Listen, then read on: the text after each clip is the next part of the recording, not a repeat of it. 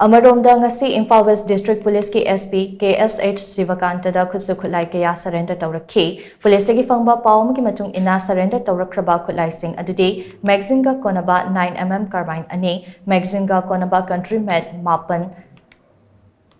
magazine ga konaba country made 9mm pistol ama double barrel ani single barrel ahom 12 borgi maru kuntra 7.62 mm AK rifle gi live round kuntra hundoi 9mm live round mari 36 HE hand grenade kuntra matoi tactical helmet taramapan BP plate taramapan BP jacket taramapan magazine yauba SLR rifle ahom wireless set kuntaret Charger tarataret, stun grenade ahum, smoke grenade taru, tear smoke LR ama, dye marker grenade ama, tear gas grenade ama, Caspi spray taret, tear gas gun ama, lethot gun ama, tube launching ama, tear smoke grenade ama, barrel round ahum, lethot round or ani, local made improvised rocket launcher ama, .32 marutara amadi 303 rifle amani.